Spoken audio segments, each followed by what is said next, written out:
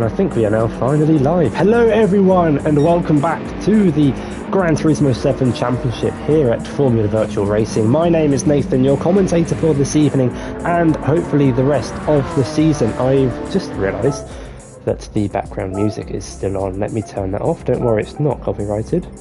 So we should be all good. It's been a while since I've done this. Options.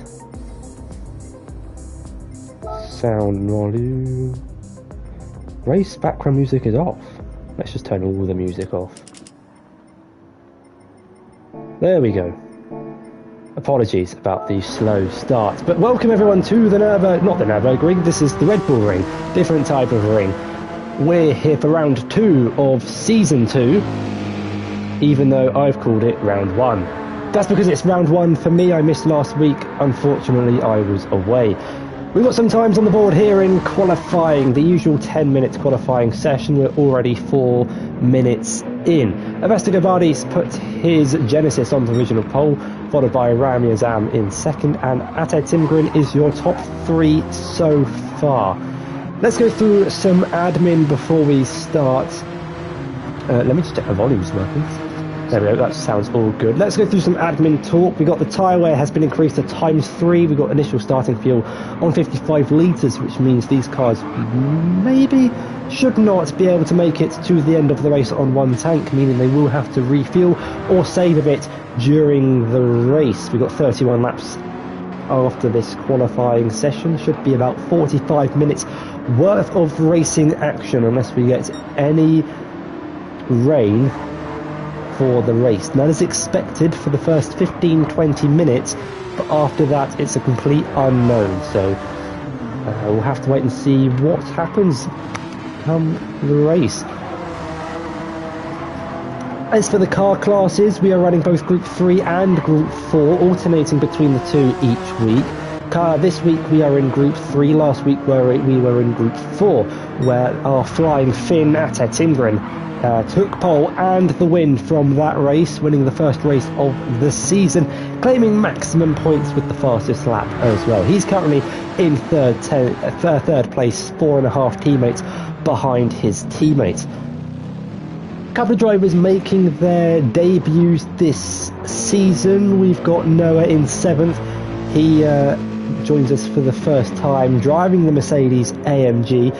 Tiger making his season debut after he missed round 1 due to some internet issues, but he's back once again, teammates with Xavier Maynard, who isn't here unfortunately tonight. There's a funny story about why he's not here, and I'm not sure if I should. Actually no, let's throw him under the bus. He forgot to pack his power cable to his PlayStation. So he has a PlayStation with no power, which is like a car with no wheels. Pretty useless.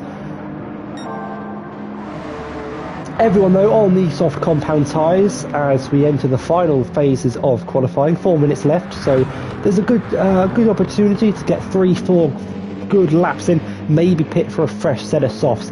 Let's see what Ate Timgren can do as he rounds the final corner. Just about keeps it within the white lines. Not sure Cameron did though. That might be a 5/10 penalty for the Brit. It's not an improvement for the Finn, but Cameron does pick up a time penalty, as does his teammate. And the harsh reality about picking up a time penalty at the final corner, it means both of your next lap times are ruined. The one that you're on and the one that you're about to complete. The penalty gate located after turn 8, and before turn 9. We've got no one at that section of the track, but we've got 2 drivers going around the final corner. If I can find them, it's Maurizio in the Nissan. Let's see what he can do. Evan Dalton moves up into 9th place. Maurizio goes 4th. Evan, though, joining at the very last minute. He has done no laps of practice. These are his practice laps, and he's only 7/10 of James Kidwell, so that's not a bad lap time from the Irishman. Let's see what the Brit can do as he breaks into the downhill right-hander of turn 4. We've got a couple of drivers, though, further in the lap. Cameron Kaboom has a time penalty, so he won't improve. We just missed Ate's sector split, but we've got Noah currently in 7th place and a second off pole position going through the final couple of corners. Let's see what he can do in that Mercedes AMG, rounding the final corner. It's a relatively short run up to the line. Does improve by 5 tenths, goes up into 5th, 5 tenths off pole. All the 5s for Noah. What about Ate? He maintains in 3rd place, only a hundredth off his fastest lap, as James moves up into 8th place behind Leon, who's running in 7th place. Made his FVR debut last week at Sardinia B. And finished in 6th place, just behind his teammate. Hello everyone and welcome to the Red Bull Ring. I see a lot of viewers joining us at this moment in time. Hope everyone's having a great day. Vestagerardi ran slightly wide through turn 1. That could be a 5/10th penalty. Unless no, he didn't keep it within the white lines. There it is. And he's got Maurizio just behind him on track and on the leaderboard. 2 tenths behind him. But the margins at the Red Bull Ring famously quite short. It's only a short circuit, about 4.3 kilometres, making up this 10-corner track. But 8.5 minutes through the qualifying session, which means we've got 1 minute left to go. So these will be the final laps in qualifying. Let's see what the drivers can do. Noah's going to be the first driver to start his final lap.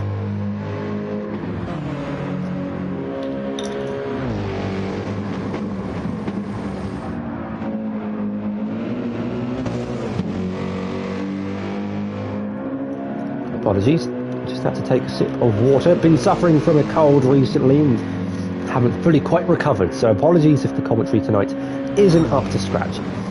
Ate though has moved up into 2nd place, 2 tenths behind his teammate still, and a half a tenth down going through sector 1.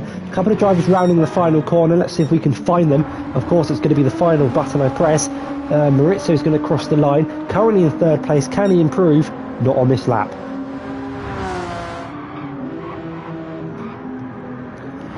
But a lot of drivers setting their fastest lap times early on in the session. The wind speed 2.4 meters per second from north to south, so it is a headwind down the back straight, or one of the straights, from turn 3 to turn 1. Who's going to be the first driver to complete their flying lap? I'm trying to find it. It is going to be Noah, who is currently in 5th place. Personal best is currently a 28.3. He's only 5 tenths off pole position, and he's only got 1 corner to go.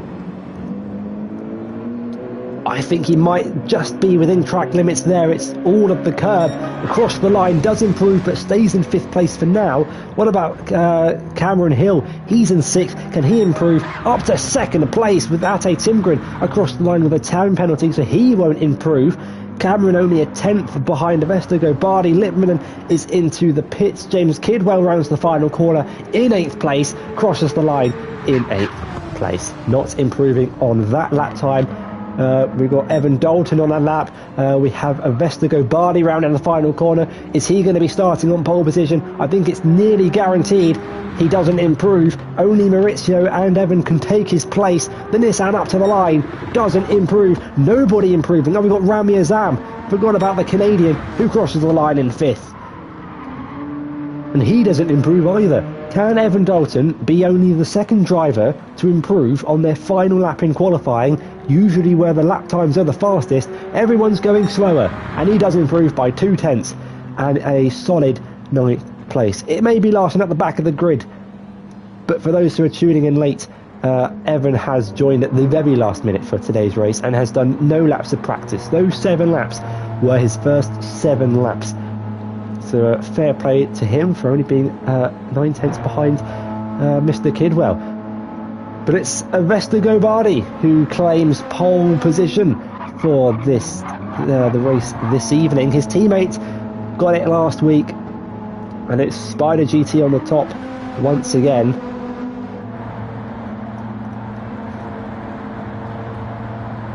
And it is his first pole position in the main season. He did get a pole in the Mazda series, but this is a separate championship.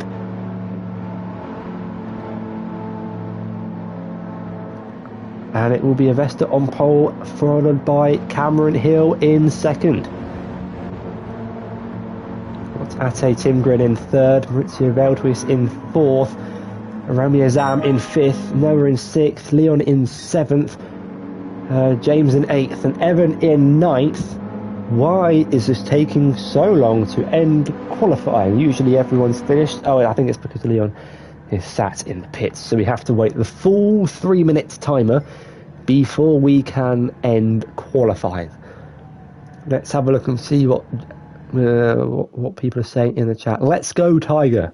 We got a fan for Mr. James Kidwell.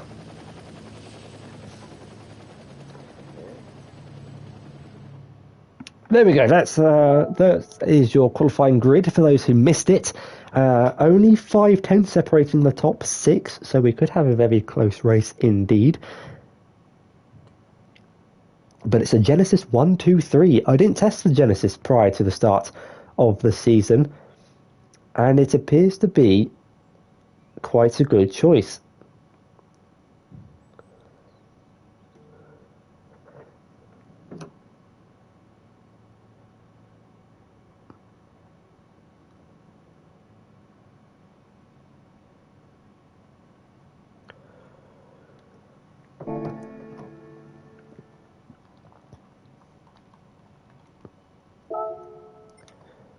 I believe we are ready to go for some racing action here at the Red Bull Ring. We'll just wait for all the drivers to get their tyres, start on the right tyres that they want to start on. They can change after qualifying. So we'll give the old good luck. I never remember where the good luck message is, even though I do it every week. We don't want a clean race. We want a good race. As long as it's good, doesn't matter if it's clean. I'm joking, of course. Of course we want to see a nice, clean race.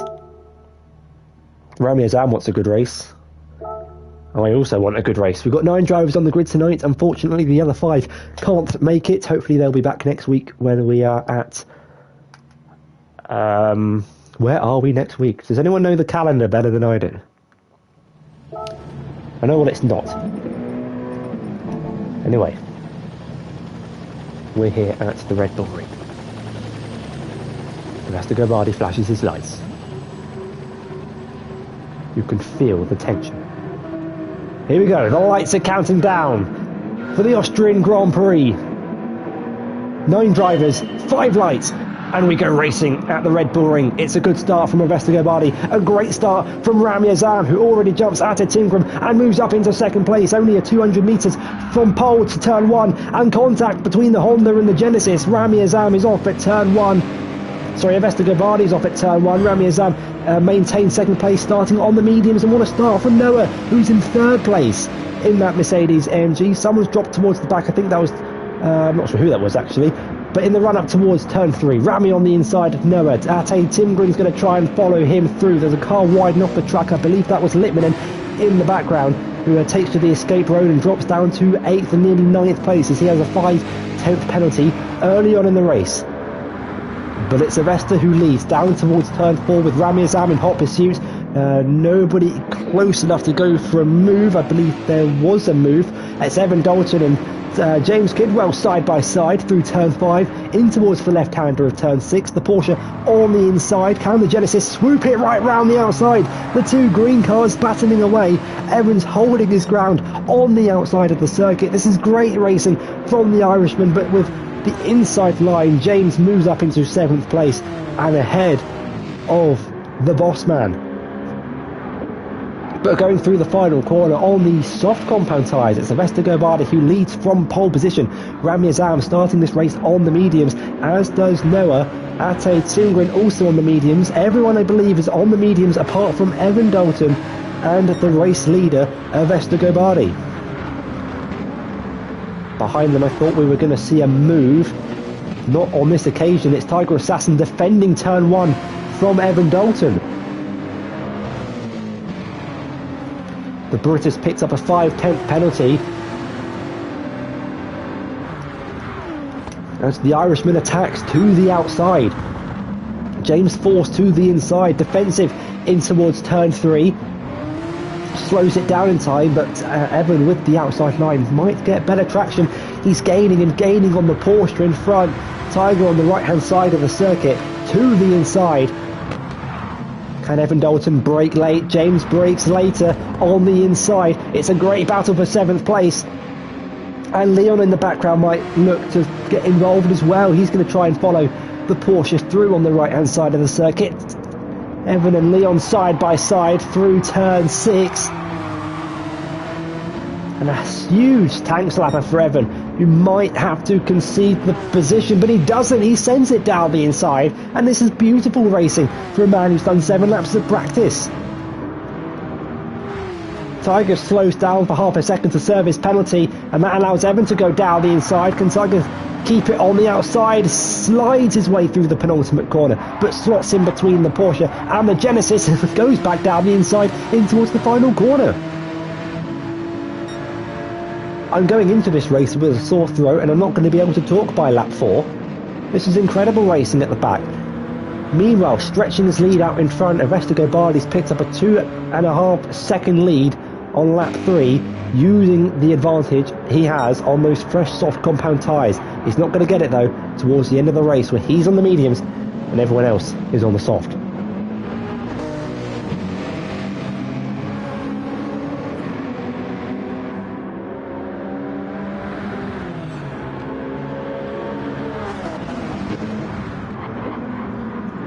Got Rami and Zam in second, but let's have a moment to look at the start of the race. I was a little bit slow on the old replay feature, so we can only get it halfway down the back straight after turn 1. See there, Rami on the inside, that's how he got up into second. Leon forced off the track, I'm not sure who, but it might have been Maurizio. Rejoins in 8th place. And then Maurizio just slots in behind Cameron Kaboom. This is where Evan Dalton sent one down the inside of Tiger Assassin. James left the door open, and Evan Dalton walked straight through it, and that's where they had their excellent battle for 7th place. Let's cut it back to the live action. Why does it say please refuel? There we go. We don't need to refuel, it's lap 4. Anyone who needs to refuel is probably in the wrong car. Noah, though, has picked up a 5/10 penalty, and that might be one for Rami Azam, who just might have taken too much off the sausage curve.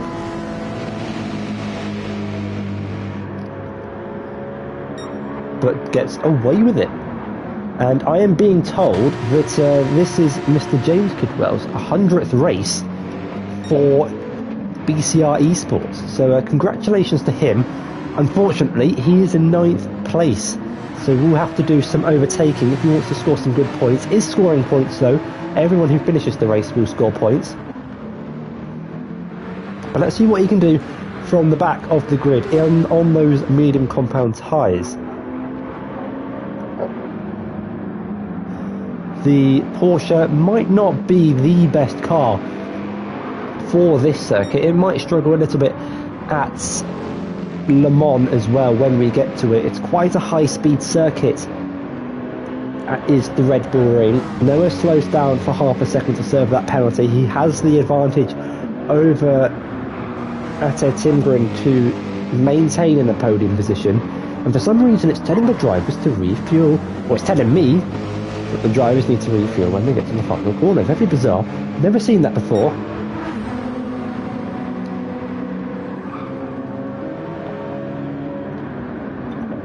So lap 5, and I've gone through a whole bottle of water already. We are not going to survive this race, ladies and gentlemen.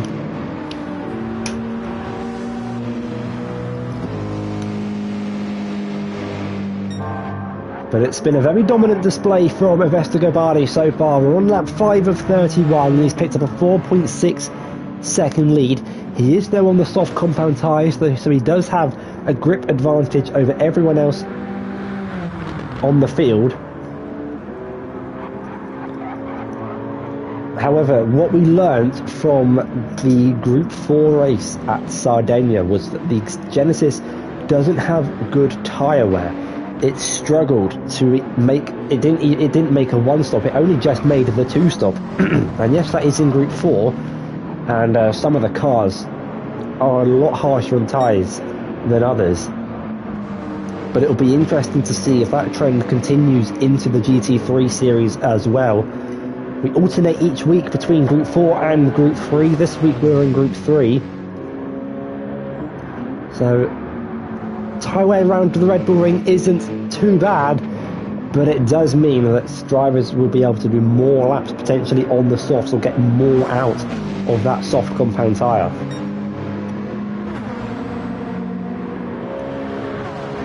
Rami Azam starts lap 6 in second place, but he does have a 5/10 penalty to contend with, and he might get another one there. I'm not too... That camera angle made it difficult to see, but I was right. There it is, 1 second time penalty. Noah's going to be looking at that going, he doesn't need to overtake, just needs to sit behind. But Ate Timgren and Cameron Hill will be looking at it thinking, if I close the gap, I might be able to get in front of him by the time he slows down to serve that penalty. Obviously it's a slow down penalty, so you have to slow down for the time you get given, but you also lose time for speeding back up to the time you lose. Apologies, forgot to mute the mic there.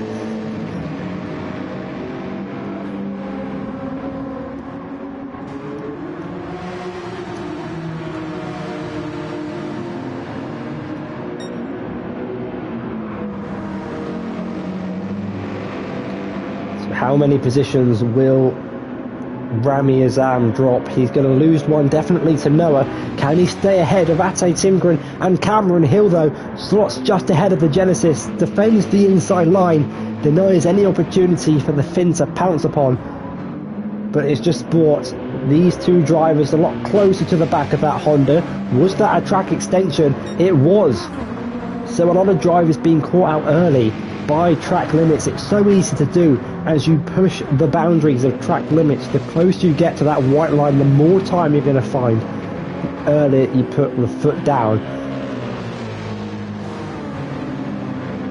However, it has come at quite a cost to some of these drivers early on, picking up these time penalties.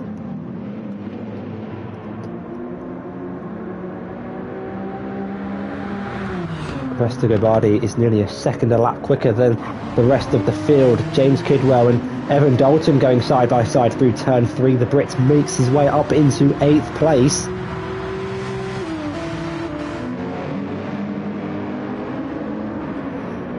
But back up to the front runners, the top 5, well, top 4 minus Sylvester, still running very close to each other. And I think there's an overtake on for Cameron Hill here, riding on board with the Genesis driver.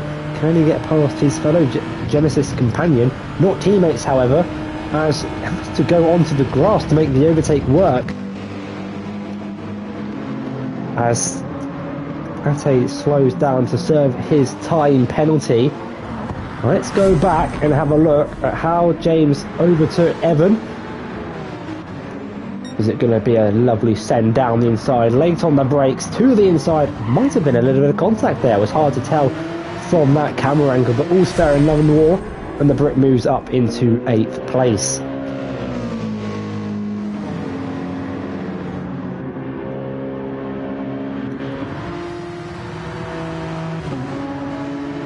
Oh, we're going to see a repeat of the move on board. The Irishman gaining on the back of the Porsche. The Genesis not too bad for straight line speed, tucked into the slipstream, but isn't close enough to go for a move.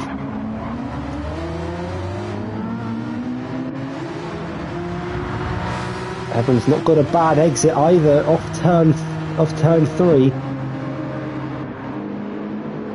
But once again, James Kidwell just has the advantage to stay ahead down towards turn 4. Meanwhile, Noah on his debut is running a great race in second place for the Mercedes team. His teammate not here tonight, as Ate running a little bit wide through turn 7 and 8 will leave him vulnerable to Cameron Hill behind. The Brit having a good start to the season in 5th place, has a really good run in the Mazda Championship, picking up a couple of wins and a couple of poles. And I see a bit of red hovering below Rami Azam's name, which indicates a 5/10 penalty for track limits. And my guess would be for the final corner, the easiest corner to pick up a time penalty at. Tiger Assassins all over the place, exiting turn 1, wrestling that German Porsche as he runs in 8th place.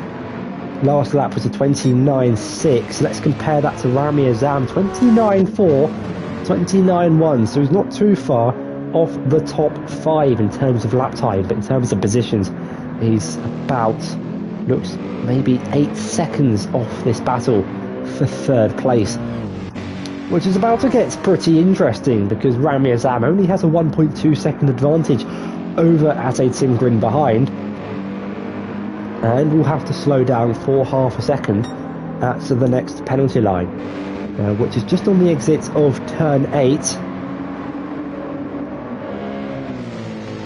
He pulls over off the racing line to serve the time penalty. Can his rivals capitalise? Not on this occasion. We're seeing that a lot so far this evening. Drivers with just enough of an advantage to stay ahead by the time they get to the penalty line. However, you can see how much it cost them. He's now 2.5 seconds behind Noah in front.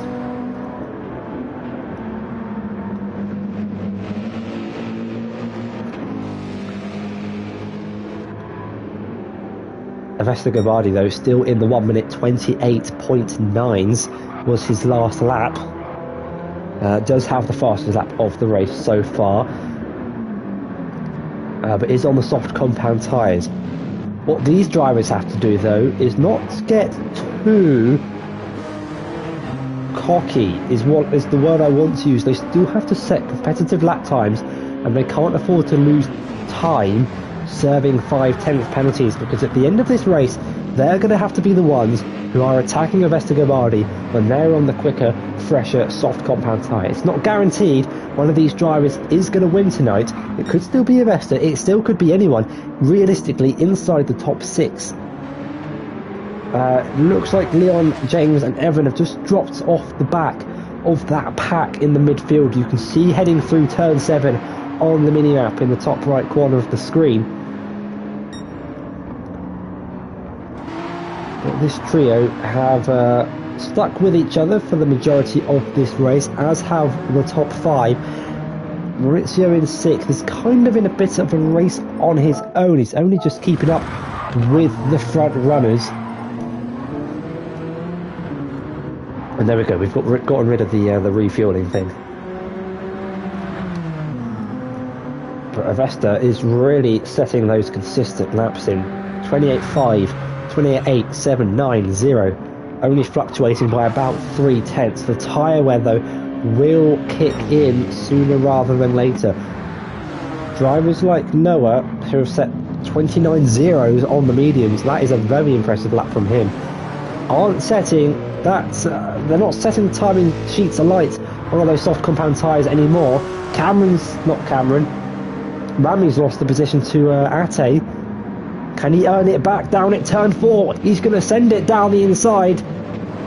Goes a little bit deep, but Timgren holds it on the outside.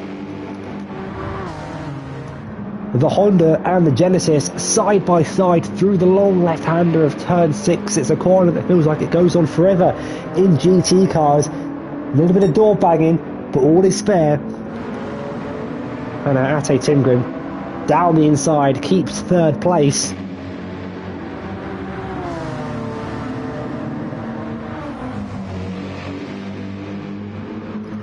These three are putting on a great display for us. Let's go back and have a look at the move that instigated it all. It was Ate on the outside, actually. Rami Azam goes deep, the old switcheroo from the fin. And that's what happened down at turn 3. Back to the live action, though. The battle for the final spot on the podium. Ate Timgren 10.5 seconds behind his teammate Avesta Gabardi, 12 laps into the Austrian Grand Prix. And now 3 seconds behind Noah in front.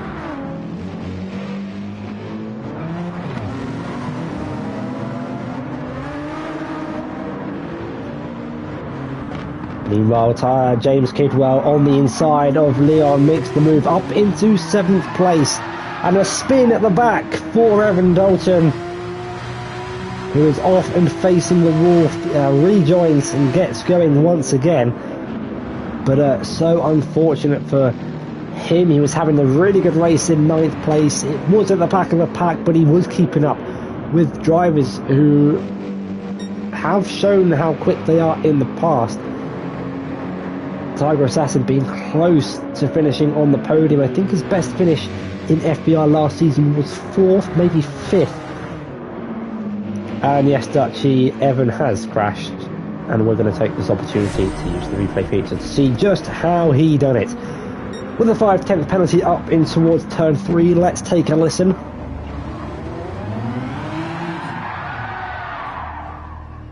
And I think that's a case of flooring it on the exit of the corner. I'll be honest, I'm not too well educated on how the Genesis drives. I've rarely driven it myself, but that seemed a little bit too quick on the throttle. That's what it sounded like anyway. Meanwhile, the battle for 7th place is on between the two Porsche drivers. Leon and James side by side in the run down towards turn 2 and 3. The Dutchman on the inside, both of them on the medium compound tyres. James later on the brakes. Leon has the inside line. A little bit of a tank slapper for the Brit on the exit, but they're still going to continue to go side by side, door to door, as they make their way down the hill in towards turn 4. Leon doesn't cover the inside line, and James doesn't send one down the inside. Just decides to stick behind the Porsche for the time being.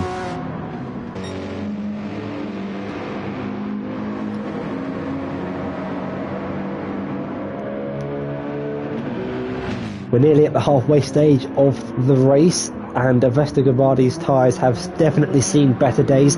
I imagine he will be into the pits roughly lap 15, 16 potentially. And then what he wants, what he doesn't want to happen is for it to rain.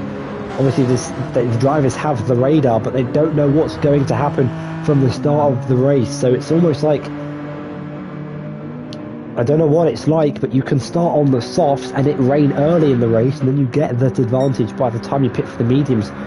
But the guys starting on the mediums, they could afford to stay out as long as they can before a potential threat of rain. Doesn't look like any though, with the sun shining down on the circuit. These two still going side by side, but it's James ahead of Leon for now. Was there a move down towards turn 1? Because I saw, was there a mistake perhaps from the Dutchman? There's yellow flags, and they're both all over the place on the exit of turn 1, both wrestling behind the wheel of the Porsche. But it looks like James was able to control it better than Leon on that occasion, and moved his way up into 7th place. Cameron Hill, though, picked up a 5/10 penalty for track limits somewhere throughout the lap, and he will drop out of the slipstream range from Cameron Rami Azam. I keep saying Cameron when I see Rami's PlayStation name of Canadian Ramster. Oh, that looked close to track limits. Admittedly, I looked away at the last second, but he's gotten away with it.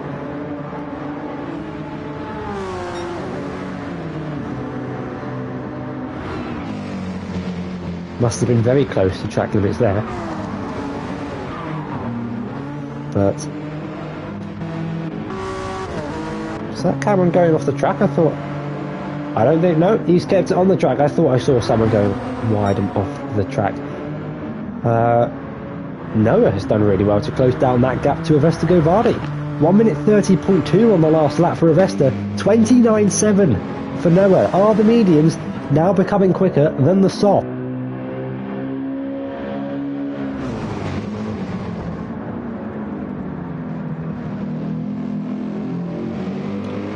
We might be reaching the crossover phase between the two tyres at the halfway stage of the race.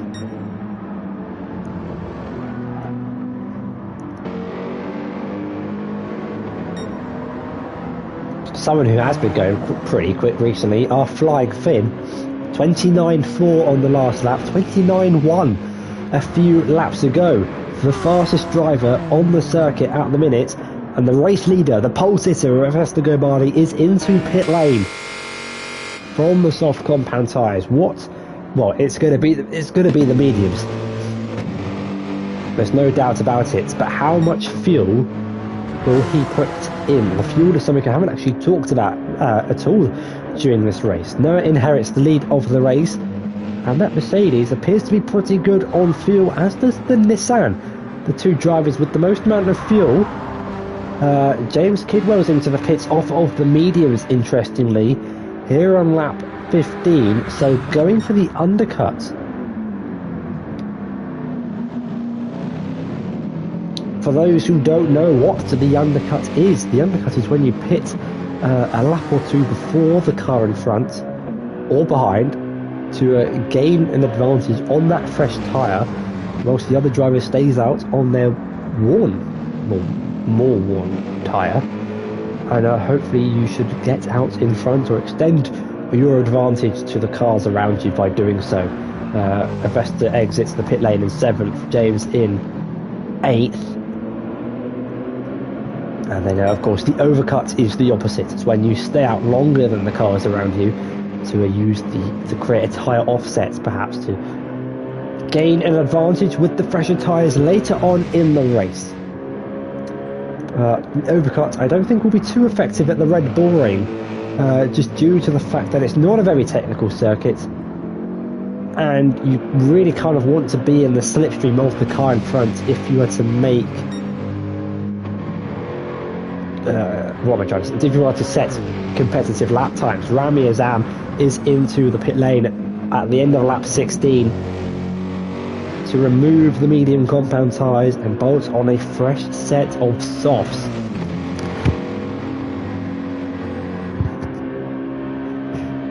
Will we see anyone react to it? Noah now leads this race, but he's got Ate Timken closing every step of the way. 28.9 for the Genesis driver. That is an incredible lap time to be setting at this stage of the race. Rami leaves the pit lane in no man's land, 10 seconds behind Vesta and 14 seconds ahead of James Kidwell, although that gap is just adjusting itself, so about 11 seconds behind.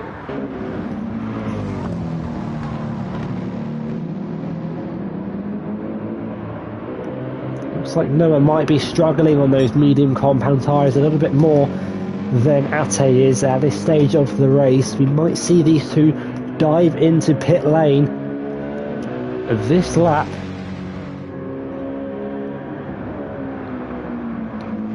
Noah is not going into the pits, but Ate is. So Noah stays out, and was that over the white line? That might have been over the line for the Spider GT driver. Cameron also stays out, so it's going to be a British 1-2 starting lap 18, with Maurizio now promoted into a podium position. Now, we know Avesta's going to inherit the lead of this race when everyone makes their pit stops, but it's now time for these drivers on the soft compound tyres to go at it for the final 13-14 laps. I can see the Genesis leaving the pit lane as Rami goes through turn 1. Let's ride on board. And I say Timgren has got the jump. I can't actually remember the order of these two when they made their pit stops, but it's the Finn ahead of the Canadian.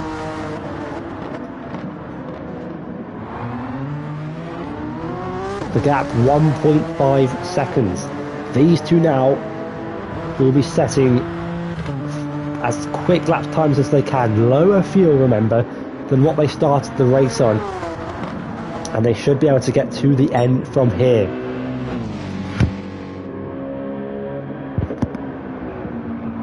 Noah stays out for another lap. Cameron, rounding the penultimate corner, is going into the pits, so he reacts to Ate. What about Maurizio Veldhuis in third place? He's already been caught by Vestigovardi. The difference between fresh and worn, medium tyres, he's into pit lane. Leon stays out for another lap. He could be at risk of getting jumped by Tiger. He will be 28.6 for James on his last lap. Leon 34.8, so he must have made a mistake somewhere. Drifting, sliding through turn 1, not a lot of grip left on those medium compound tyres. Cameron's in and out of the pits on the soft, and he's picked up a 3-second time penalty for cutting the white line. We're not going to be able to see where he'd done that. It must have been on entry.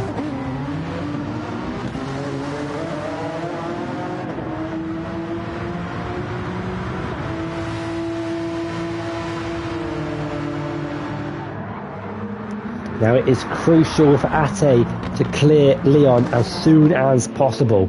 He doesn't want to be stuck behind that Porsche whilst he watches his teammate stay in front of him.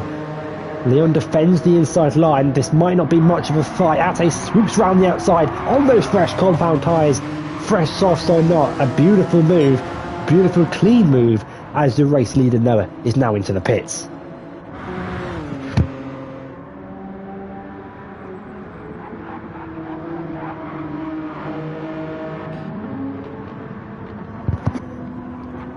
Vestigovardi should take the lead of the race back as he once held, but he's only got a 5-second gap to his teammates behind. Leon's also into the pits. What is the gap though between Avesta and Ate, and where will Noah filter out in all of this? He's coming out of the pit lane. Ate's going through turn 1. Ate's got the jump. Can he stay ahead of Rami Azam though? That is the question. 3 drivers from 2nd to 4th on fresh soft compound tyres, and they've got 12 laps to hunt down the race leader on the mediums. 5.4 seconds, 12 laps, 0.6 a lap. It's definitely doable.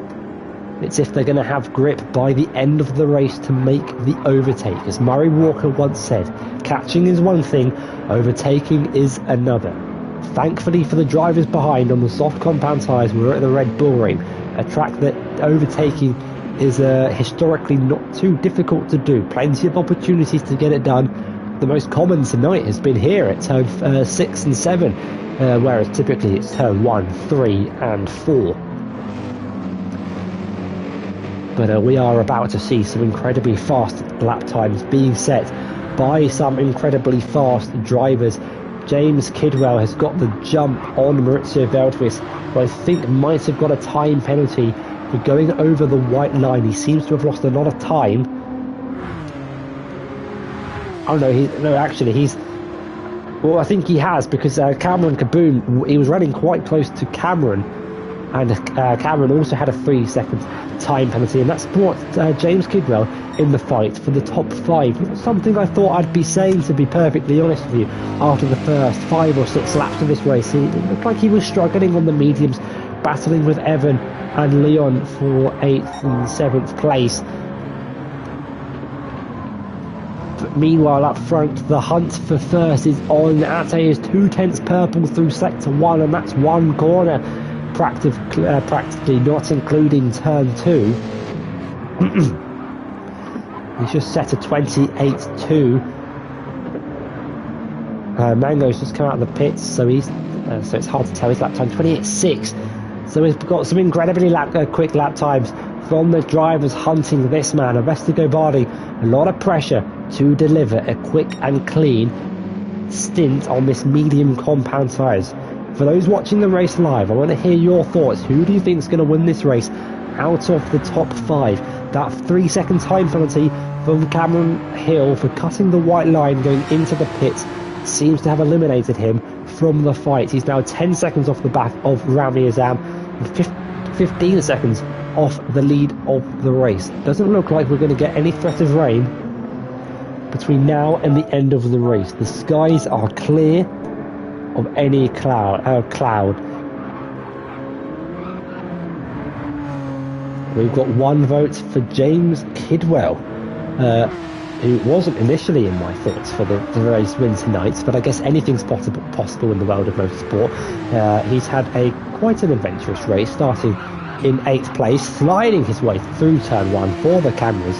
Currently 3 seconds off Cameron Hill. It's not impossible that he won't close down that gap. We'll keep managing his delta to the car in front, as we will between the top 2. The 2 Spider GT drivers, Avesta and Ate, running 1st and 2nd, but that gap is coming down quicker than... What I've done is I've started an analogy without thinking of an analogy there. It's coming down pretty quick, that's all I'll say for now. I'm too ill for this. I can genuinely feel like my throat screaming at me going, please stop talking. But it's okay, we're nearly there. Just over 10 minutes to go. 10 racing laps of action, and it's Avesta Gobardi leading through the final corner, but his teammate is in hot pursuit on those soft compound tyres. It'll be interesting. Will we see team orders, or will we see a switcheroo? How will they play it? I think ideally it's best to get Ate in front and drag Avesta along to try and prevent Noah and Rami from overtaking, but they've got to catch up. 4 seconds is the gap between 1st and 3rd, and this race has been a bit of a slow burner. It's been one of those where the strategy has been the defining factor of a race. It's not been a carnage sort of IndyCar oval style race where everyone's often side by side. It's been one of those where drivers have picked up time penalties, which means we've not seen a lot of wheel-to-wheel action, but it's the strategy that has brought the fight to the leaders. Someone earlier on had James as their vote for the lead of the race, was battling away with Maurizio. I think the Nissan driver temporarily got past the Porsche down towards turn 4, so let's just have a look and see how he done it. Tries to go round the outside, but I think you've got to wake up pretty early in the morning if you're to go round the outside of James Kidwell. Evan Dalton done it earlier on in the race, and Maurizio's got back past Tiger Assassin, so whilst we were watching a failed over attempt, we've missed a real one. Apologies about that, but I'm sure those two will continue to race till the checkered flag drops.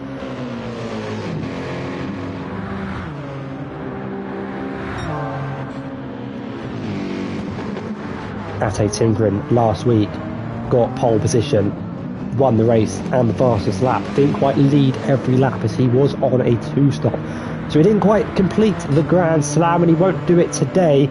Hasn't quite got pole position, but there are no points in qualifying, and he has the fastest lap, and he's trying to make it 2 from 2 to start season 2. Currently running in 2nd place on lap 22 was his fastest lap. We've got all the 2s out in that little section.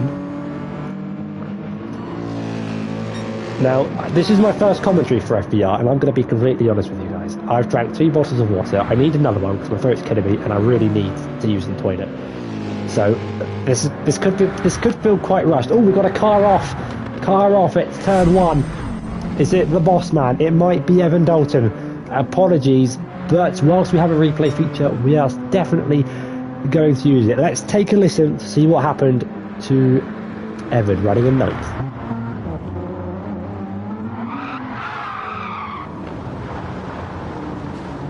And he just about keeps it out of the barrier, but unfortunate for him to make that mistake, one that's quite easy to do.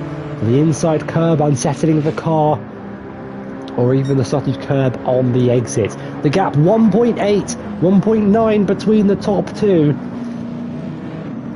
Is it on for Ate, or can Avesta hold on?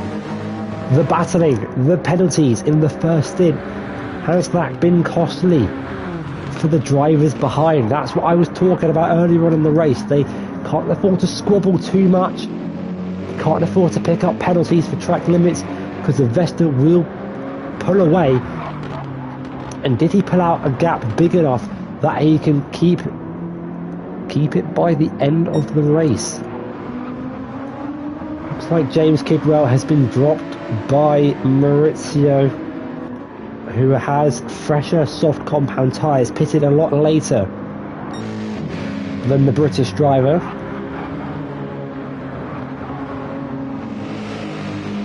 As it looks a bit foggy in the final corner. Is there a threat of rain, I wonder? Riding on board with Ate, look at the clouds that are forming right over the hills. Is the Styrian weather about to open up with 5 laps to go? This would be absolutely incredible. Not if your name's Ate Timgren or Noah or Rami Azam, you want it to stay dry. But if you're a Vestago Vardy, you probably want it to absolutely pour down. Because then everyone would pick for a fresh intermediate tyres, and then it'd be a race to the line, whereas the Vesta, you feel like he's just hanging on in there on those mediums while the drivers behind gain and gain on the soft compound tyres. We could be in for a great end to this race if it is affected by rain. It is on completely random, and for those who have raced in Gran Turismo with me in the past will know that it never rains when I host the lobby. Even when I set it to rain, it doesn't rain.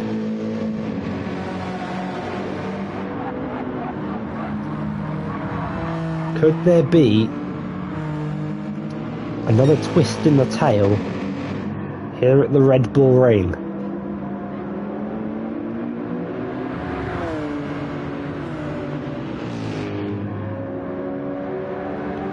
The gap is nearly 1 second between the top two. I'm looking at those windscreen wipers, I'm looking at the grip meter, I'm not seeing anything. We can look at the weather radar, but I don't want to take the action off the screen. Of course, cloud doesn't always mean rain, but you get rain with clouds. The gap 5/10 between the two Spider GT teammates. It's almost inevitable that Ate Timgren will pass his teammate at this rate. It's just a matter of when and where. Can a Vesta hold on? This isn't like Formula 1, where the softs, mediums can be competitive with each other and the mediums and the hards.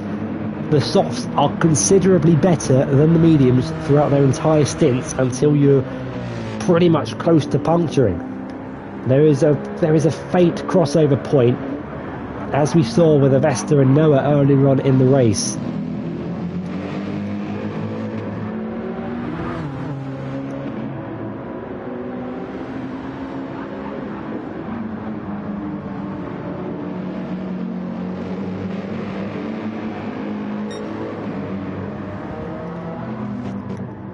I'm sure Noah and Rami will be looking at this, hoping for some drama between the two Spider GT teammates.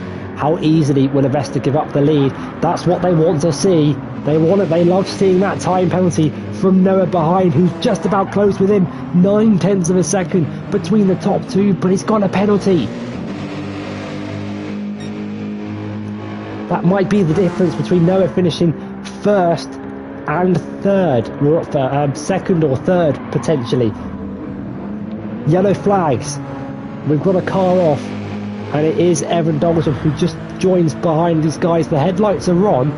That could indicate wet weather. We'll have to wait and see. Let's get a replay of what happened to Evan Dalton. Is it going to be a carbon copy of Deja Vu? I promise you guys, this is a replay, not a replay of the replay, but it is the same fate for Evan Dalton. But to be fair to the man, he hasn't done any practice and picked a car that I think was leading the championship, which is fair enough.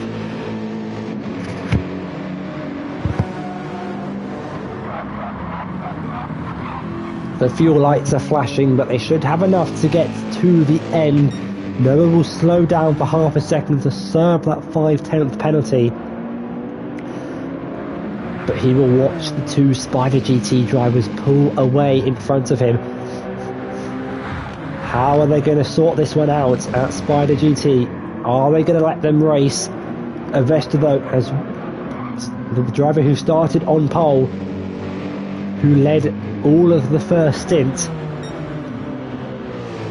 But this is a championship fight. And already they're in a really good position to pick up the team's championship at the end of the season. It is still early doors, but a 1-3 last week in Sardinia, on course for a 1-2 here in Styria.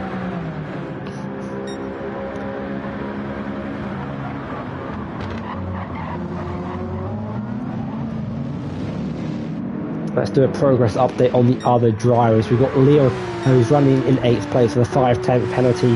James Kidwell's had a tough, soft stint, not setting the timing sheets alight with those tyres. Pitted a lot earlier than everyone else. He's running in 7th place. Cameron's dropped behind Maurizio in 6th place, so these two could have a nice battle between now and the end of the race. But we're going to keep an eye on the battle for the lead. We're at a crucial phase of the race where time penalties will be the deciding factor potentially between finishing 1st and 3rd, because Noah's catching back up. It looks like Ate could go quicker. He seems to be gaining quite a bit on Avesta, but I don't think he's gaining enough to go for that move. Because Noah had a 5/10 penalty and he's pretty much closed back that gap back up. 29.3, 29.5 for the top two. Noah is now the fastest man on the circuit, but he's in 3rd place. Can he use his pace to try and get past the two Spider GT drivers? Oh, Avesta's gone deep into turn 3. That's opened the door for Ate Timgren to go down the inside. They're going to go wheel to wheel down the back straight, but Ate just slots into the slipstream for now and works with his teammate perhaps. No, he doesn't. He pulls over to the left-hand side of the circuit. Avesta defends the inside and keeps the lead. Going through turn 4. Looks like the clouds are clearing, the headlights are off, so the threat of rain is over, unfortunately for us. Maurizio and Cameron going side by side down towards turn 4. The Dutchman gets ahead. Can he stay ahead? Going in towards turn 6. It's the Genesis who's going to try and swoop it round the outside. The switchback from Cameron Kaboom now has the inside. Can he keep it though? Struggling to put his foot to the floor, but with a move down the inside and up into 5th place. Beautiful stuff from those two. But we start the final lap here at Austria. Avesta Gobardi weaving to try and break the toe from his teammate behind. He made a mistake down at turn 3 on the previous lap. That could be playing on his mind somewhat as he approaches the braking zone for one final time. But it looks like he's got a bit of a gap to his teammate behind. He's not going to be close enough to send it.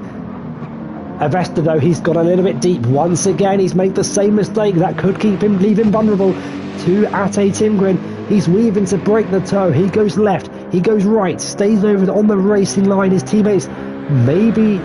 Doesn't look like he's gone for the move. He will continue to put Avesta under pressure and keep Noah behind.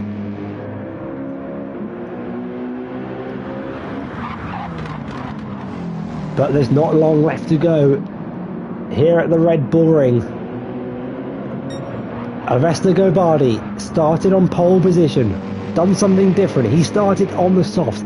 He built out his lead, but the last 5 laps haven't been easy. He's had to fend off his teammate. He's had to fend off Noah. But with only 2 corners to go, it's looking good for the Ukrainian. Round the final corner for the final time, Avesta Gobardi is a race winner in FVR GT and wins the Austrian Grand Prix. Ate Timgren finishing in 2nd with Noah rounding out the top 3. Whilst that's been happening behind, we've been having a battle for 5th place between Cameron Hill and Maurizio Veldhuis. Cameron going deep into turn 3. I don't know if he was aided in that with a little tap from the Nissan, but Cameron's got a 5-10 penalty, which means unless there's a big mistake from Maurizio, I don't know how he's going to keep it. The Nissan defending the inside line. Cameron tries to swoop it round the outside, but couldn't quite make the move stick, and I imagine he finished in 6th place. There we have it. It was Rami Azam in 4th. We'll get to the grid back up in a short while. But a great race and a great win from Vestigo Bardi.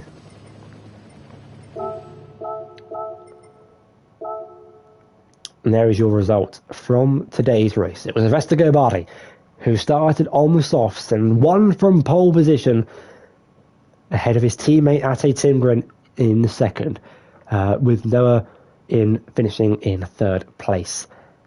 Just finishing outside the podium, we have Rami in 4th, Maurizio in 5th, Cameron in 6th, James in 7th, Leon in 8th, and Evan finishing a lap down in 9th. But a very good race, and a great win, a first win for Vestigo Bardi in the FVR GT season. He did win in the Mazdas, but of course this is a different, separate championship.